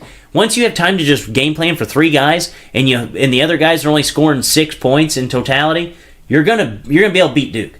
And I just think that they're good. Mm-hmm. I think they're obviously a top 15 team, but I don't think they have a chance to win a championship like this. No, so, Jake, you said that stat, it blew my mind. Duke has shot the 148th most threes in the country, tied with like 2 teams for that. They are 308th worst percentage.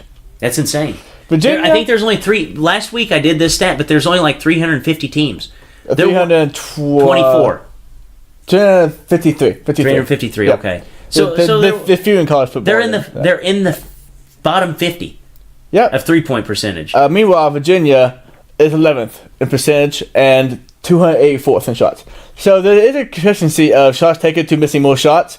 But if you're Duke and you're 308th, yeah, it doesn't matter how many you're shooting. Basically, only Cam Reddish and then the Duke boys. When I say Duke boys, you already know who I'm talking about. Oh, absolutely. Should be shooting the threes. Yeah. I don't know. This team's kind of. This is the hardest team that I've probably seen like the last, since I've been watching college basketball to gauge how they're going to do. It is, because any night they can actually just destroy you, or they can. Zion. They had this past week. Yeah, I don't know. And I always tend to fade to they will show up, because that's what just good players do. So I'm still leaning that way. I think they have an okay tournament run, maybe a good tournament run, but I can't pick them to win at all because of what we've seen the past week and over the season. Yeah.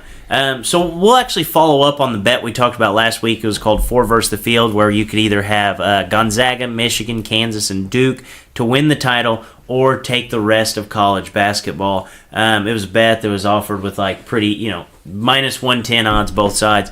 3 of the 4 teams actually lost this week. All 2 teams that were unranked at the time. Kansas lost to West Virginia. Michigan lost to Wisconsin, and of course Duke lost to Syracuse. Which of these losses scare you more than the others? So none of these losses really change how I feel about the team going forward. Kansas lost at West Virginia, which West Virginia's defense is always just hound dog. Always play West Virginia. We're talking about series with Duke, and Michigan lost to Wisconsin. That's probably the most worrisome one, because that's a game where Michigan definitely should have won. Wisconsin's not. They're a good team. Michigan is far superior. It's one of those games where you play a conference team that has seen you for 3 years now, and they know what you're going to bring to the table. I think that's what it is. But overall, no real worry this week opposed to last week. See, I'm on the exact. But that's because we're talking about Duke. We're about Duke, but other than Duke, Michigan, Kansas, hadn't changed too much from last week. So Wisconsin. I do not look into that loss at all. Wisconsin, since they built their new arena, are actually 14-2 against Michigan in that arena. So, this is the game that Michigan loses. I don't care how it shakes up. I don't care how good they are. Just history tells me Michigan's going to lose this game, so you have to be understanding whenever they do. Duke allowed Jim Boeheim to come in Cameron Indoor, piss his pants, drop 95, and leave the game with a win. So that scares me a lot. The fact that they scored 95, if teams can struggle against the zone that Syracuse runs, and you kind of just take it with a grain of salt. Oh, they had a bad shooting night. They scored 50 points, and Syracuse beat them by 4. This wasn't that. This was, they came to Cameron Indoor, scored 95 points, Boeheim pissed his pants, and they won the game still. So I'm all off of that. I think Duke should be a little worried. And Kansas lost to a West Virginia team that was 0-5 in the conference. And Kansas is 1-6 against West Virginia over the last few years. And West Virginia has had a whole hell of a lot more talent than what they had going into this game on Saturday. So I think Kansas needs to be a little worried that they don't have Azubuike. And really, their best players are big. And when do we see teams that their best players are big win a title? It's very rare anymore. I mean, last one. Anthony Davis? I carry along on this. See, even he was he one of the two big men? No, Jahlil Okafor. Was he after Anthony Davis? Yes, he would have been, because he won it the year Frank Kaminsky won it. So it would have been like 2015? I think that's the last time, really. Jahlil Okafor, the last team that big man to really lead the team. Yeah, probably. But, I mean, that's few and far between. Yeah. That's like two guys in the last few, And Anthony Davis, hell, he was a point guard like 2 years before that. Yeah, I was gonna he just say. happened to grow to be 7 foot tall. Yeah. I'm trying to think of more college teams that a big man led the way for him. Frank Kaminsky. That was an odd year, though. Yeah, even he wasn't just like a straight back to the back. He could stretch the floor still. Yeah. And they had Sam Decker, who was just as much in as Frank Kaminsky. Yeah. It might be looking for, and man, I don't know. I'm going to go through this list of teams now, I guess, and look. Yeah, I don't know. Yeah. There really hasn't been any lately. And same thing in the NBA. Like, we've talked about that basically to death. But guard play, you have to have it.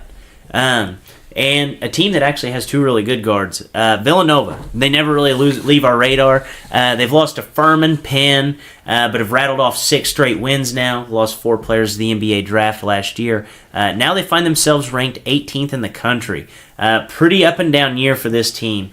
What are your thoughts on Jay Wright's team, and how far can he coach them? So on Jay Wright, this is just Jay Wright minding us all. Not really minding us all. This is Jay Wright fully putting him in the class with Bill Self, with Mike Krzyzewski, with Roy Williams. With like half the talent. Yeah, further putting himself in that class, like, hey, I am one of the best coaches in college basketball. And by the end of it, it will be history, probably. But another team is just, last year we talked about it before season started, they are just a model of consistency. Like, they are the Patriots.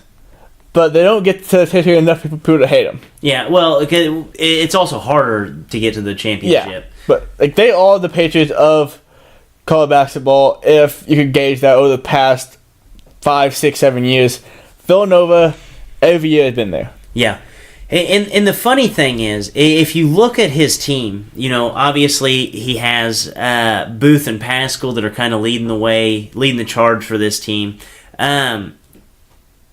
He really doesn't have any like top 100 players that are absolutely dominating for the team. I mean, out of all the guys that he recruited last year that were freshmen, the one that he's getting the most out of, actually, as far as rebounds, points, minutes, assists, is the only guy that wasn't ranked in the top 100. Like, I think he has 4 freshmen on the team, and 3 of them were all ranked in the top 100, which is probably the first time he's had a recruiting class that was that highly noted.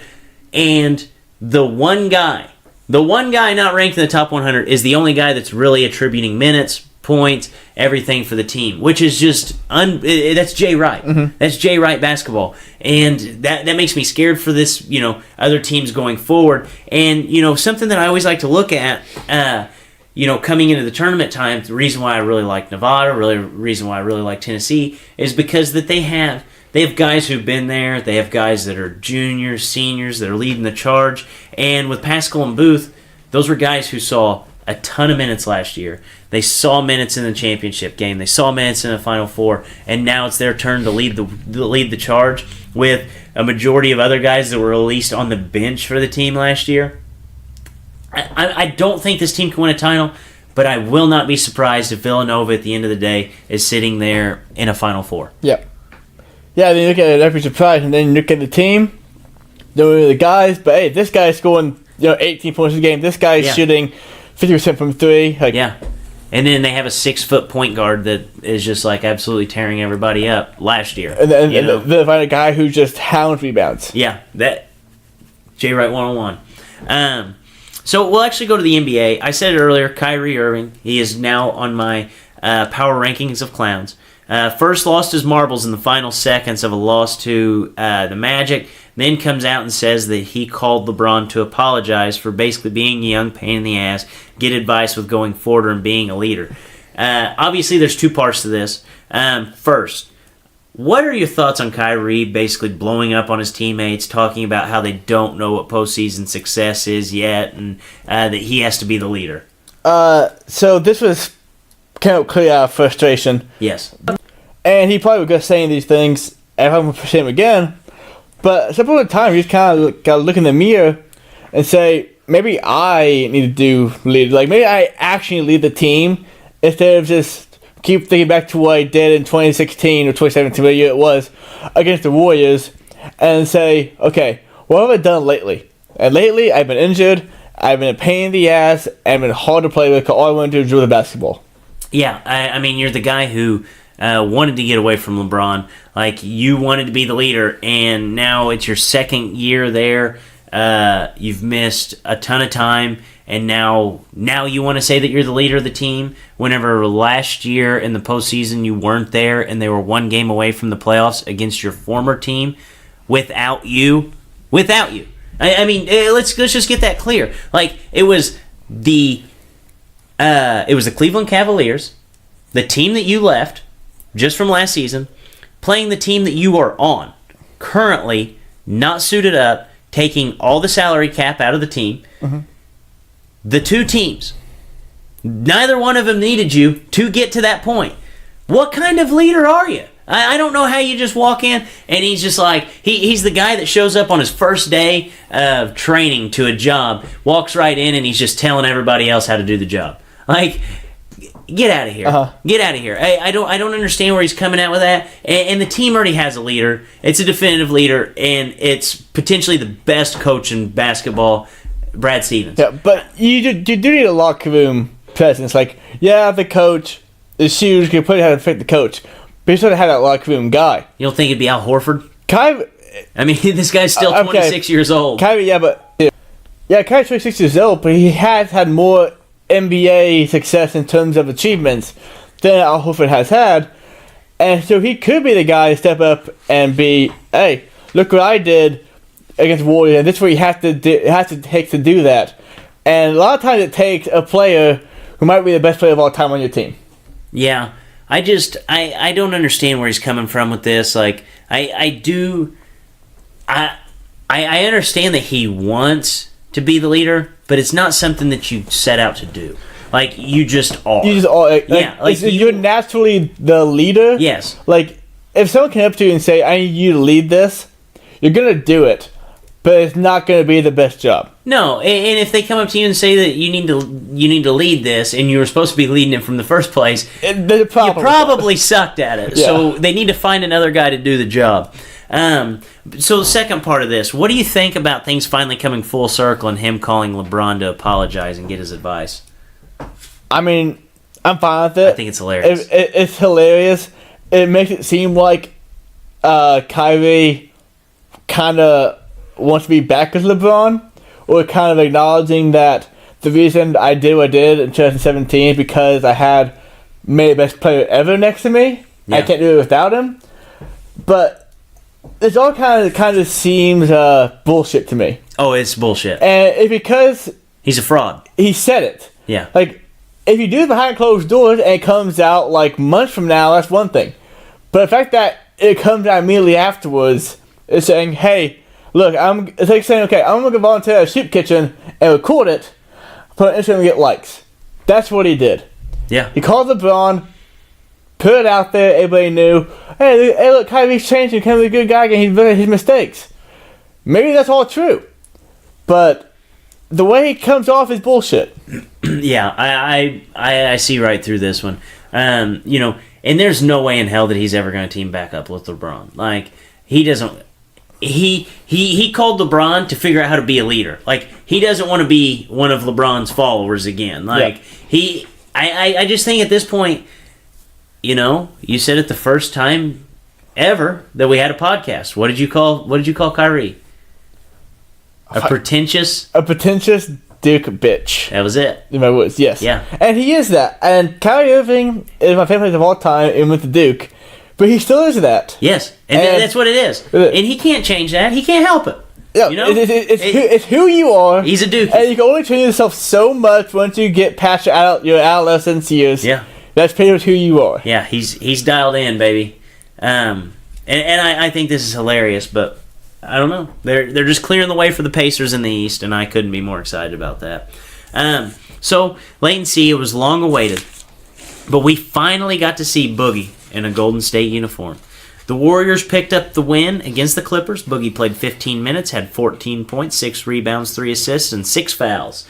I know it's a very small sample size, but what were your thoughts about how Boogie fit back in with the Warriors? To people that don't know, Boogie Cousins is my second favorite player in basketball of all time. Say all time. Behind LeBron James, Boogie's my favorite player.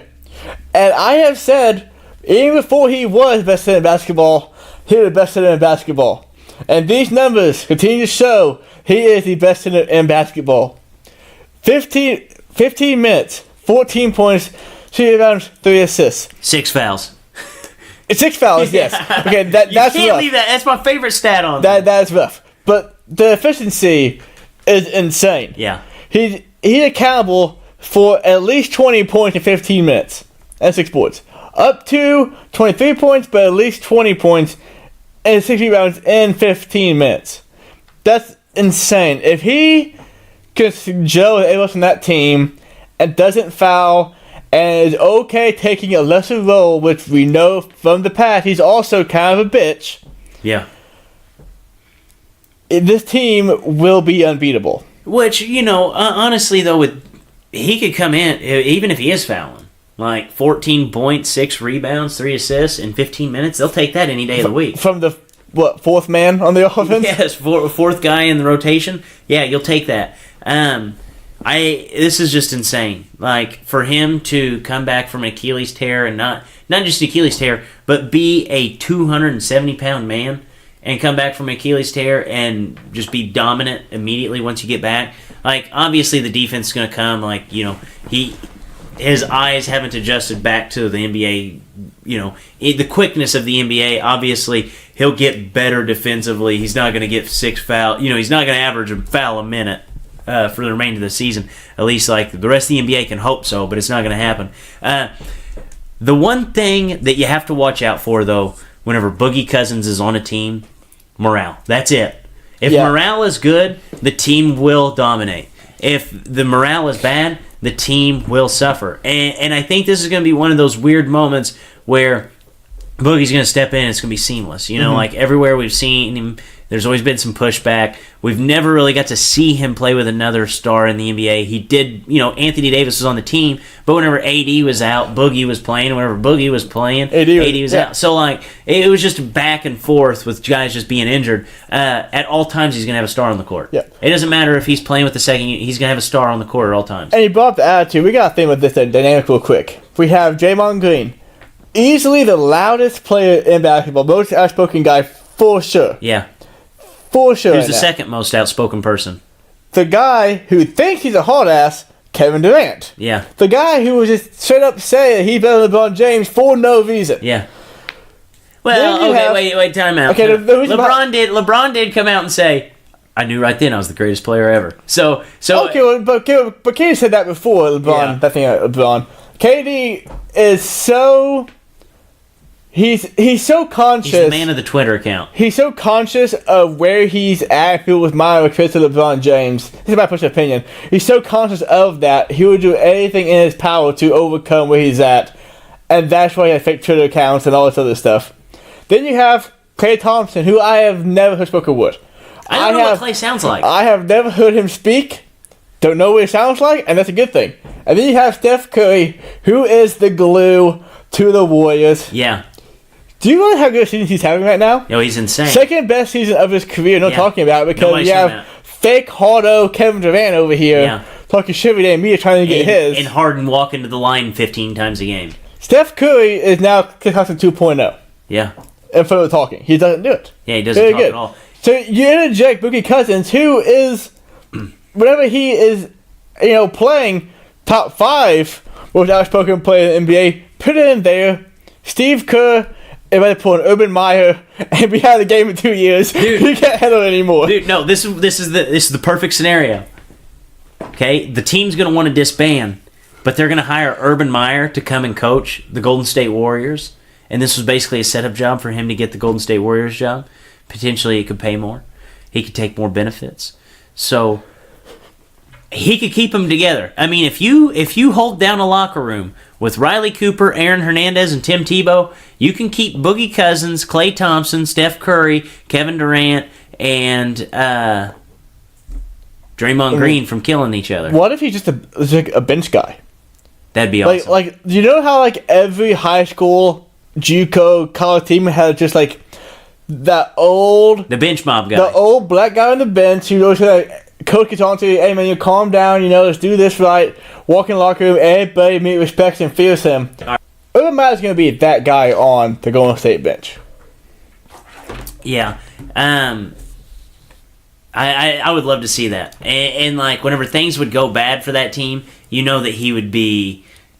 He would just be curled up in a ball. They'd be bringing him cups of water because everything's so much more animated on an NBA bench than an NFL sideline. He'd just be all coddled up. They'd have him in blankets. I love it. I can't look. You remember whenever Steve Nash was always on the sideline stretching? You're laying down? Yes, that's going to be the new Steve Nash, Urban Meyer on the Golden State Warriors. Do you interesting kid poured his Pepsi out onto the court on purpose? Yeah, that was awesome. That was wild. Yeah. I don't know why I thought about that, but that was Yeah. wild. And everybody still talks about how he was kind of a shitty guy who was a coach because he was trying to hook up with players' wives and stuff like that. I can't remember who was it that almost fought him. Probably Matt Barnes. Matt Barnes fight anybody Matt nowadays. Barnes. That's who it was. It was Matt Barnes. And then everybody quickly, everybody wants to jump back down on that one, but nobody wants to talk about Mike Tomlin tripping a player. No. Well, I mean, the NFL has a shield. Yeah, the NFL. Yeah, The NFL has a shield. The NBA has Jerry West, which is easy to get by right now. Yeah, honestly. that's true. That's true. You think that this is what you think that the Warriors are just going to cruise away with this thing now? Yeah, the Warriors, dating back to last week, have won 7 games in a row now. They're in first place by a game and a half. They've been on fire. Now Boogie is back. Once Boogie really gets going in the rotation, the Warriors might rattle off a game that they win, 19 out of 20 or something. Yeah, I think it's about to get real stupid. Yep, the stove is on. The water is on the stove. It's about to boil. Boil for water. Yeah, I think this is about to get real stupid, and I think it's going to make the NBA back to the point where it's all right, we know what's going to happen. Yeah, We forgot for a minute. we forgot. We thought the Nuggets were a real contender. It was fun. The Nuggets were there. Toronto Raptors looked great. So did the Bucks. But then it happened. It's oh wait, it's still Golden State. It's still the Patriots. Yeah, It's still is. sports. Still is. Not looking forward to that. Thank God there's baseball. Yeah, that's true. There's a little parody there. Actually, so Carmelo Anthony. News came out that he was traded to the Bulls for cash, correct? No, him and Cash. Him and Cash were were traded to the Bulls for probably a second round pick or something. Yeah, and they immediately cut him.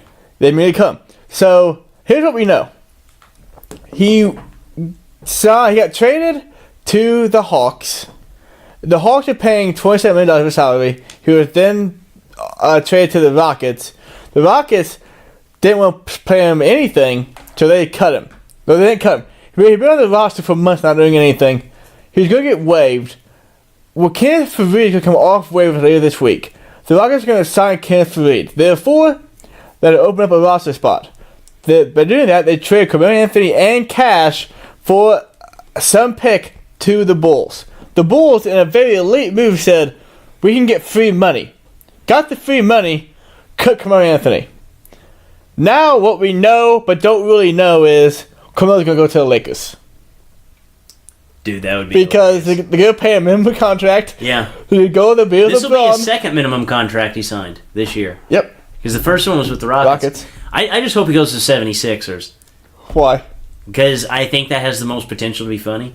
Would be. Is Jimmy Butler kind of a dickhead? Joel Embiid really doesn't take shit from anybody. It does. And then Ben Simmons is just like really, really quiet. And So I think that, and Ben Simmons is probably the best player on the floor for that team, and all three of them going together, plus Melo, will just make things awesome. Yeah, that's good. I like that one the Lakers too, because the Lakers doesn't. The Lakers have LeBron, and LeBron can keep things.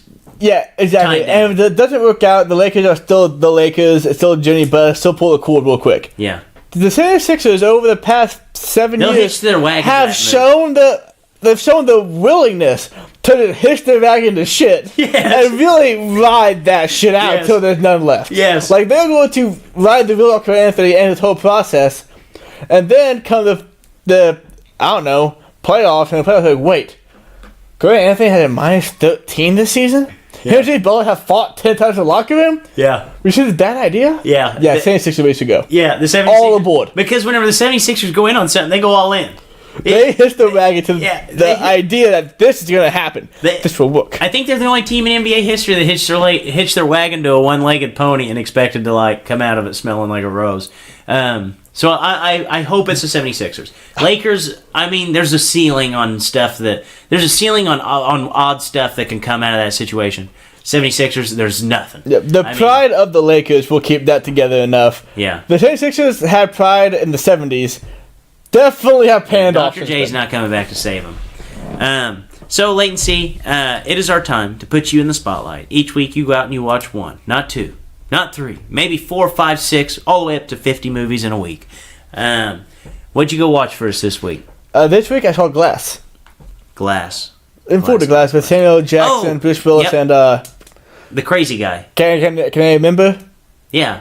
It's But it's the second one of It's the third one. the third one. So back in 2000, the movie called Unbreakable, Didn't see it. and it's starred Bruce Willis and Samuel L. Jackson. In that movie, Bruce Willis got in a train wreck and was the only survivor. Turns out his entire life he'd never been sick, never been injured, because he's a superhero. Samuel L. Jackson in this movie has a disease.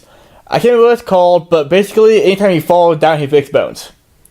He's had over 100 breaks in his life, and he believes in... Osteoporosis? I don't know. Very rare Just disease. Every time you fall down, you break a bone, basically. Huh. So, you learn in so the movie been out for 19 years. I'll tell you what the fuck happened in Unbreakable, okay? Wait, no spoilers. If you haven't, No if spoilers. you haven't watched the movie yet, So wait a second. Unbreakable. Are they telling about Samuel L. Jackson's bones? it's a play on that and the fact that Bruce Willis cannot get hurt. Well, where does the crazy guy come from? Listen, okay? So, in Unbreakable, Samuel L. Jackson believed that he Don't ruin the movie is... for me. Samuel L. Jackson with no comic books. He believed that he's a criminal mastermind. And he believed that there are other superheroes out there like him. So he's mentally insane, So obviously. wait, Samuel L. Jackson thinks he's a superhero? Super genius. Okay, well, because I was going to say, he can't walk across the Super room without genius. He's Lex falling Luthor. down. He's kind of Lex Luthor. Okay, Without the suit, what's Lex? Just a guy. yeah. So, Samuel L. Jackson has plotted... But Samuel L. Jackson without his plane, though. Samuel L. Jackson... Get to the review real quick. Samuel L. Jackson has plotted several attempts to find a superhero by making explosions, train wreck happened. Well, in the train wreck, there's one survivor, Bruce Willis. So that set Sam on a route to find Bruce Willis and convince him he's a superhero. So basically, Bruce Willis, a superhero, starts saving the world, and then boom. It actually works? Yeah, he's a superhero. He can't get hurt. There's a scene of him in a set in the basement. He's doing bench press. He bench press like hundreds of pounds, just getting it because he's whatever he wants to do, he can do. He didn't realize it until he survived a train wreck? I feel like that's something Until Yeah, I feel like that's something that's pretty obvious. Like, whenever you go out for football in high school, like, you find out that you're, like, the toughest guy, like, just running people over. him to go with that too. Got in an accident in high school. He didn't want to play football. He fell in love with his girlfriend. Threw his whole life away. Is that real? That was Yeah. part of it? So they went ahead and just, like, they made this movie Drake-proof. They made you convinced that he did not know. And you think about it, like, Drake, when was the last time you got really sick? A while. It's been a while. Mm-hmm. Now, Bruce Willis never got sick. but he never thought about it because he was never sick. You don't think about not being sick. Yeah. You think about being sick when you're sick. And Yeah. they put that in there too, but you kind of believe it. Anyway, so then Split came out 11, 12, 13, 14 years later. And that movie's about a guy who has 27 different personalities inside one body, and one of them being a thing called the Beast, which he become basically like Dwayne Johnson huge and can climb walls and do absolute crazy shit. So it was like Peter Parker and The Rock had a kid. Sure, we can call Okay. it that. So Split is about that. Well, after Split, there's an after credit scene that shows Bruce Willis in it, and they're showing a clip from So you didn't even know that it was supposed to be a spin-off of no, Unbreakable. you knew it was the same director. M. Night Shyamalan made them both. You knew that, but not that they were connected anyway. Then they show like a news report saying the 4 girls that were held captive by this guy who got released, and then some girl at the diner said they're kind of like that crazy guy, like the exact number of years ago that happened. Like, what was his name again? Panda Bruce Willis. Drinking coffee goes, his name was Glass. So then you're like, oh crap, what's going on here? Then boom, 4 years later we have Glass. Finally came out. You know, that whole time, you know what I was thinking? What? Like, how mad are people going to be that watched that Unbreakable in 2000 and, like, hoped and hoped and hoped and hoped that there would be, like, a second one of that? Mm-hmm. And then they finally got it, and then they got to watch all 3, but it took them forever, and I just go rent all 3 from, like, I don't know, Yep. Circus Video or something and watch them in a couple hours. Well, before I finally get to the review of Glass, 2 fun facts. Okay? M. Night Shyamalan came out as the movie was announced and said that he originally planned Split to follow up like 2 years and then Glass 2 after that one, so back to back to back to back. But Unbreakable, when it first came out, wasn't a success at all, and now it's like a kind of a cult classic movie. Yeah, well, I mean, know this. You think about it because, I mean, would anything with Samuel L. Jackson and Bruce Willis fail?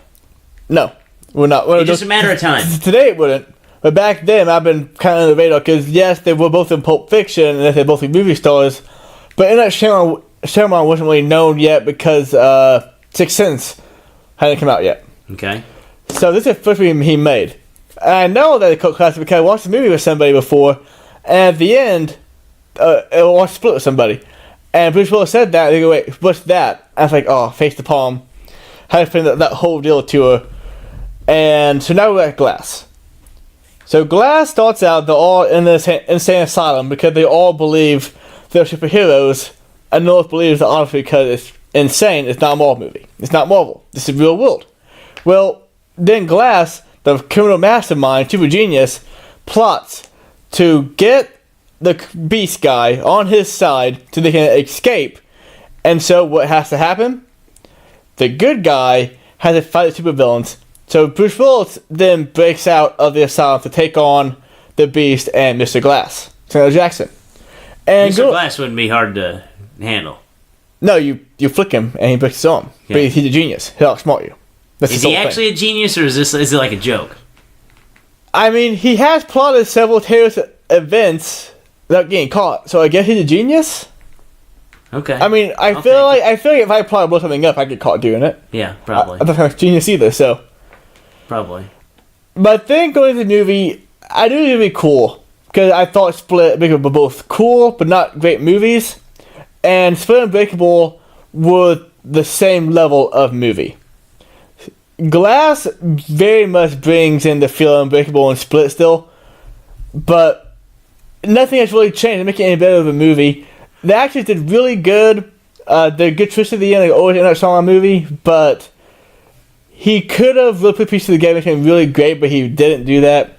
So, 3 movies in one review: Split, Unbreakable, Glass, all get 1.9 dips. The trilogy. The trilogy all get 1.9 dips. This sounds like something that I would like. Honestly, I like it. Like, as a whole, okay, fine. Individual 1.9 dips. As a whole, probably in the 2s. Because I wouldn't mind going through watch Boom Boom Boom all again, back That's to what I back was to back. gonna say. But I wouldn't just watch, like, I'm not going to go watch Split. I'm not just going to watch Unbreakable again. I'm going to watch them all 3, like, back to back to back days, all in one day. Not by themselves anymore. Huh. Interesting.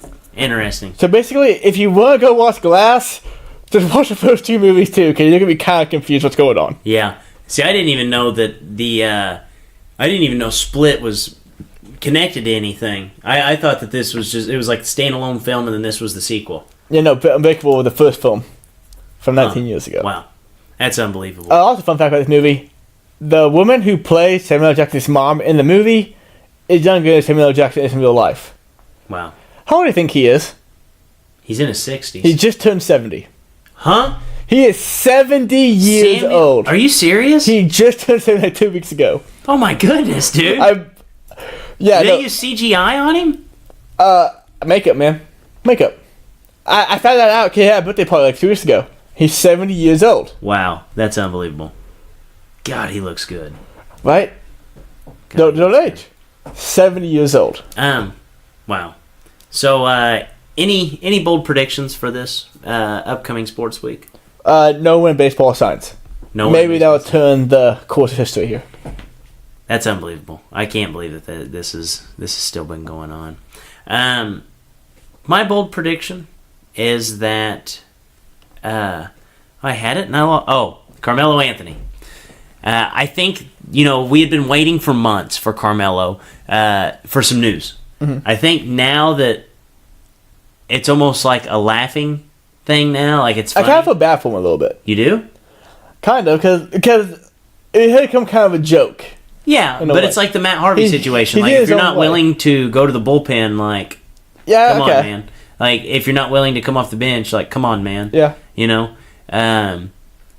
I think something else is going to happen. I don't know what, but I predict that he will within the next week. He will either retire, he'll be signed to a new team, or he'll be overseas. Something will happen because you cannot let this move linger. Uh-huh. Like you let the one with the Hawks like the Hawks thing happen, then boom, you're right on a contender. Yeah. Like jokes on them, they're paying me $27 million. I'm going to be playing for the Rockets, maybe winning a title. Then you get cut by the Rockets. Then we're kind of looking around like, okay, what's he going to do next? What's he going to do next? You get cut by the team that was probably the second best team in the NBA last year. Mm-hmm. No biggie. But Now not you cut, get cut. just Yeah. not used. Like, you're Yeah. so bad, they're going to pay you, but not even use you. Yeah, not even use you. And then now we're at the point where Melo gets traded to the Bulls, who's the worst team in the NBA, and then gets cut. So this is laughable. I think something's going to come out of this. Sure, too. He has to. I bet he has to. retires. Something. A I don't know. big part of the career. I just don't think he can let this linger. Just looking at what he's done, like, up through high school and college. Like, he won a national title in high school, won one in college, and now he's him forever. Can't go in the NBA. Not going well. I think this way he can call it quit. I don't think he can play not being good. Yeah, no, I agree.